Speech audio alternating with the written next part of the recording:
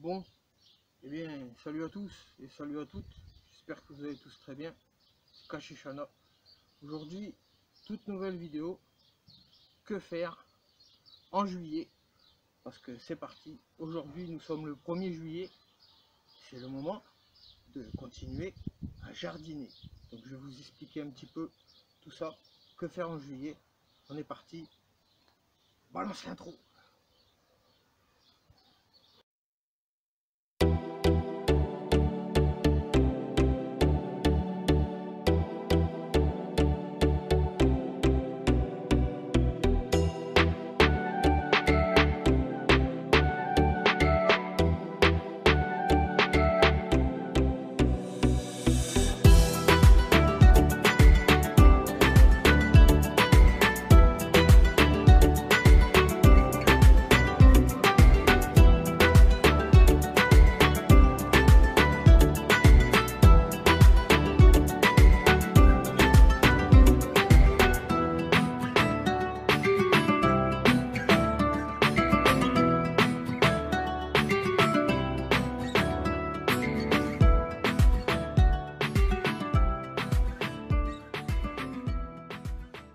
Alors, comme je te disais, salut à tous et salut à toutes, j'espère que vous allez tous très bien. Aujourd'hui, que faire au jardin en juillet? Donc, eh bien écoute, tu peux commencer par repiquer déjà quelques poireaux, déjà, c'est le moment, ça y est. Ensuite, tu vas pouvoir aussi semer du navet boule d'or. Ça y est, c'est parti, c'est le moment de semer du navet boule d'or. Donc on va voir ça ensemble. Je vais aller semer du navet boule d'or avec vous. Et c'est le moment aussi de la cueillette. Hein.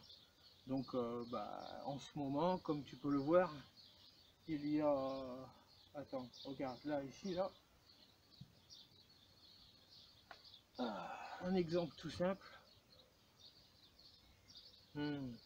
C'est la menthe. Là, c'est le plein moment de la menthe. D'ailleurs, je vais te faire voir un petit peu les deux variétés de menthe que j'ai au jardin. Et puis ensuite, eh ben, qu'est-ce que tu peux cueillir aussi? Eh ben, comme vous avez pu le voir, c'est le moment aussi, les copains, de cueillir les fraises. Oh, ça y est, c'est le plein moment des fraises. Donc régalez-vous. Donc voilà, en ce qui concerne la petite cueillette du mois de juillet. Voilà, plein de choses à faire au mois de juillet. De la cueillette, des semis. Parce que ça fait plaisir les fraises du jardin. On apprécie. Il manque une petite pointe de chantilly, mais ça c'est plus tard. Bon, t'es bien gentil de me narguer, mon petit lapin, avec tes tropéziennes.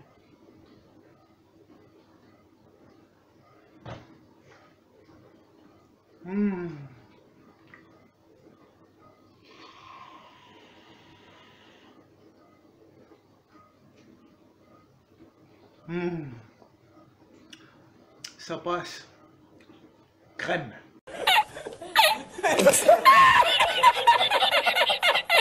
Voilà. Donc on va aller semer les navets boules d'or. C'est parti. Let's go. Bon, alors voilà les copains. En ce qui concerne la semence des navets boules d'or, j'avais déjà commencé un petit peu à préparer le terrain. Donc on va voir ça ensemble.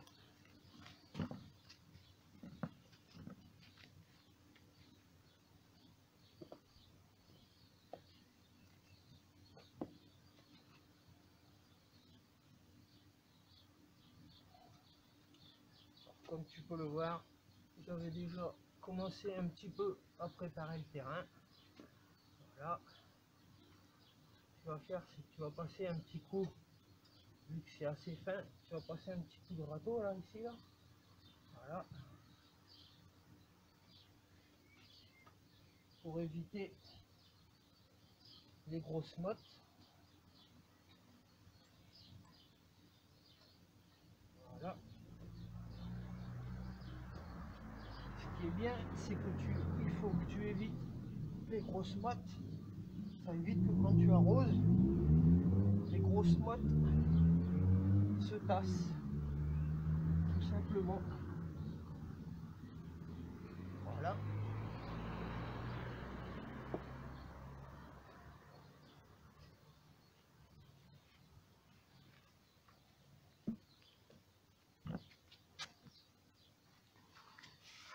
Bon, alors comme tu peux le voir dans la vidéo, le navet boule d'or, c'est vraiment de la très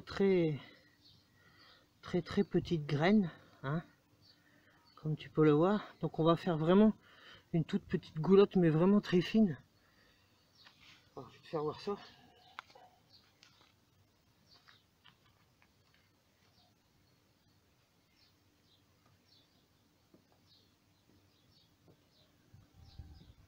Voilà. Alors moi, ce que j'utilise, je me suis fabriqué un petit truc comme ça là, avec du bois. Voilà, tout simplement. Comme ça, déjà, premièrement, ça va te permettre déjà de faire ton tracé. Voilà. Ici, là. Voilà.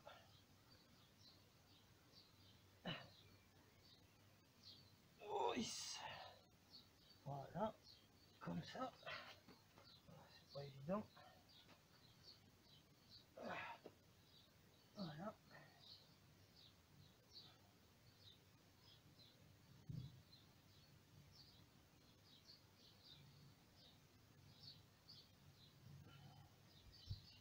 Tu vois, il y a déjà encore des morceaux qui sont vraiment assez gros. Mais bon, c'est pas grave. Alors maintenant que tu as fait ton tracé, tu vois, ça, je vais l'enfoncer et pivoter les deux sens pour pouvoir vraiment avoir une toute petite, mais vraiment légère profondeur. Parce qu'il faut vraiment pas mettre ça trop profond, hein. Voilà. Tu vas en semer quelques graines. Après, je vais en mettre aussi, je le fais aussi, j'en mets en godet. Je vais en faire aussi en godet, mais j'aime bien aussi quand même en mettre en pleine terre. Souvent, là c'est la première année que je vais faire ça.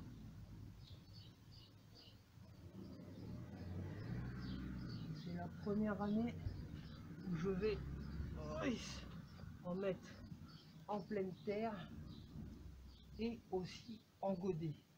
Parce que souvent je les fais en pleine terre. Je voudrais bien voir un petit peu la différence que ça va procurer. Donc voilà, alors là tu vas commencer à semer vraiment légèrement, hein, de façon à ce que tu aies pas mal de petites graines. Comme ça tu vas pouvoir dédoubler. C'est ça le désavantage d'être en pleine terre, parce que tu fais du dédoublage et donc forcément tu fais du gaspillage. Donc c'est pour ça que je vais voir cette année, pour dire vraiment le faire en godet, voir ce que ça donne. Voilà. C'est dommage de faire de la perte. Donc on regardera ça ensemble. Je les mettrai en godet. Une fois qu'ils auront bien poussé, je vous ferai une petite vidéo aussi du repiquage.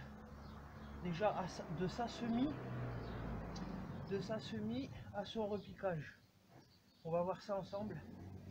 Voilà, voilà. Donc tout ça c'est semé.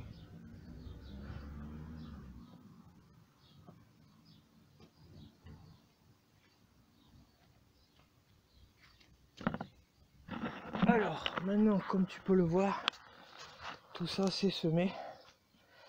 Alors je vais te faire voir ça. On va essayer de se mettre bien, c'est pas facile, mais on va y arriver. Voilà. Donc je sais pas si tu avais vraiment vu les petites graines. Voilà, c'est vraiment de la toute petite graine. Donc comme je te disais aussi, c'est le moment du poireau. Moi j'ai commencé à en faire une petite rangée. Et là, ici, on a commencé à semer le navet boule d'or. Voilà les copains. Alors maintenant, ce qui te reste à faire... Attends, je vais pas couper la caméra.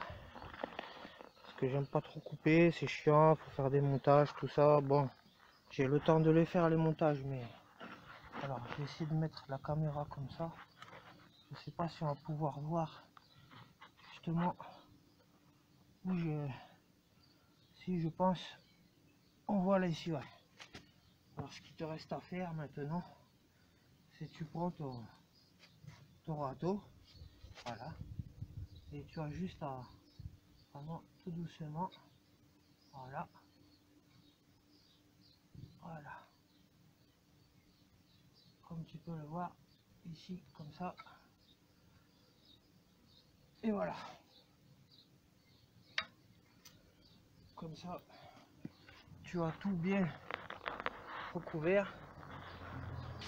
Donc j'ai pas terminé, je vais le faire après ensuite, tu vois, tu recouvres un petit peu, il n'y aura plus qu'à arroser tout à l'heure. Là il fait assez chaud, on va pas arroser en plein soleil, on arrosera ce soir, même si tu as semé les graines, de toute façon il garde une petite couche d'humidité, voilà, tout simplement. Alors maintenant on passe à la suite. Que faire aussi en juin, parce que comme vous le savez tous, ça y est, on passe en été. Alors il y a encore une dernière petite chose, enfin non, il y a vraiment plein de choses à faire, mais je te donne quelques petits conseils tout simplement. Alors on va passer à la suite.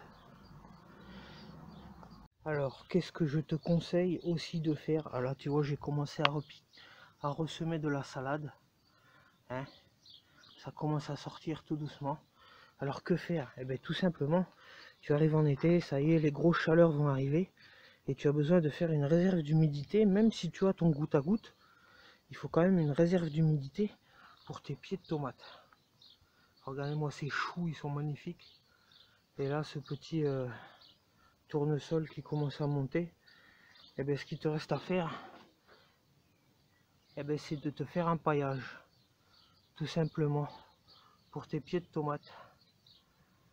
Parce que ça va cogner cet été, je pense.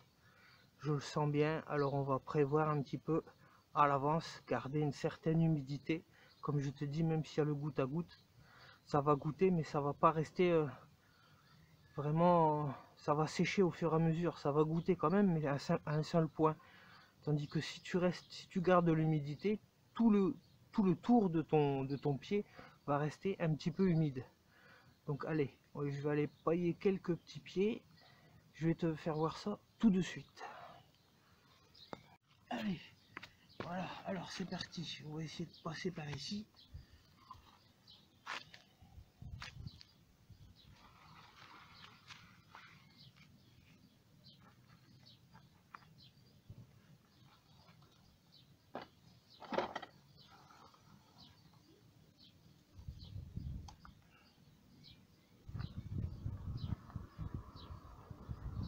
Alors pense bien à pas laisser toutes ces grosses touffes. Pense bien à casser. Oh punaise. Voilà. Pense bien à casser ta paille. Pour dire vraiment. Voilà. Tu vois.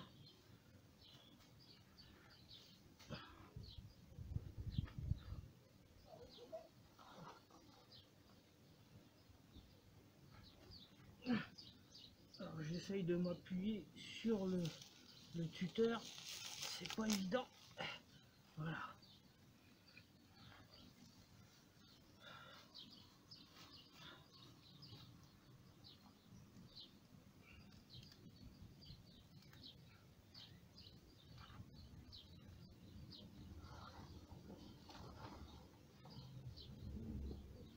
Alors tant que tu y es, pense à pailler aussi tes, comment dire, tes pieds de fleurs, hein. Voilà.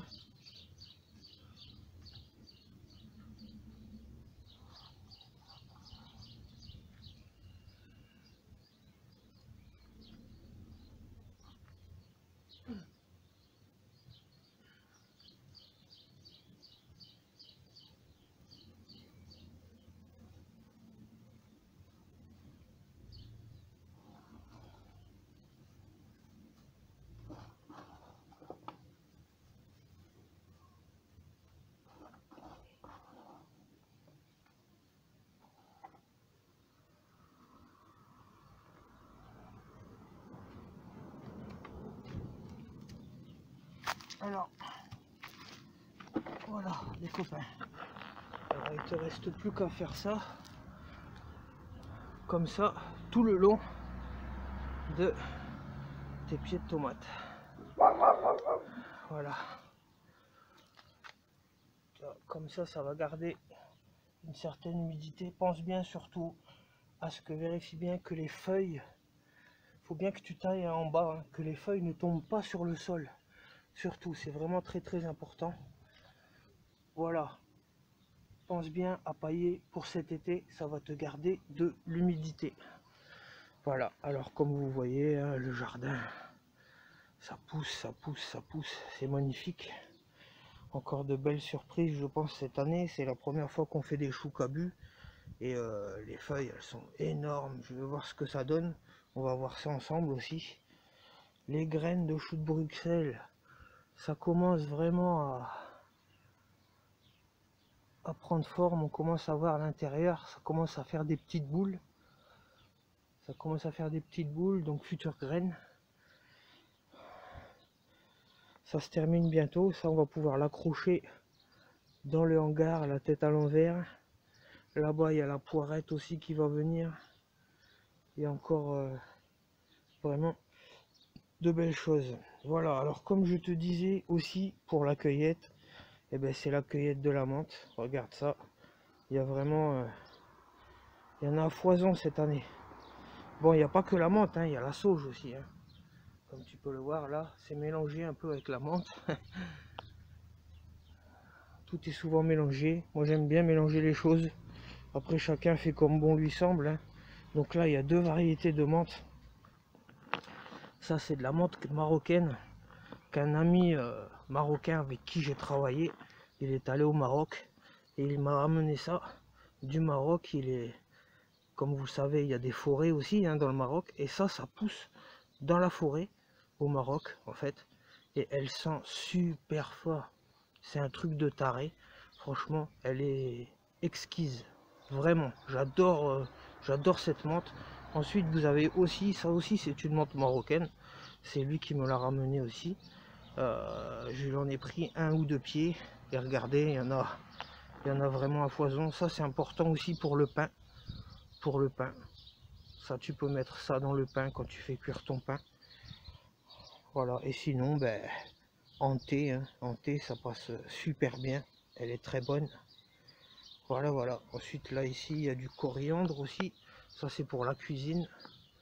Voilà. Là, ici, ça, c'est pour faire du thé au citron. Hein. C'est de la citronnelle. C'est vachement bien. Ce que tu peux faire aussi, c'est tu peux faire des petites infusions que tu mets en spray. Et bah, c'est bien aussi pour les moustiques, tu vois. Parce que les moustiques, ils aiment pas trop la citronnelle. Enfin, voilà les copains. En même temps, le petit tour au jardin, comme tu peux le voir, ben, comme tu as pu le constater où on était à l'endroit où il y avait la serre. Et bah, j'ai décidé cette année de démonter la serre.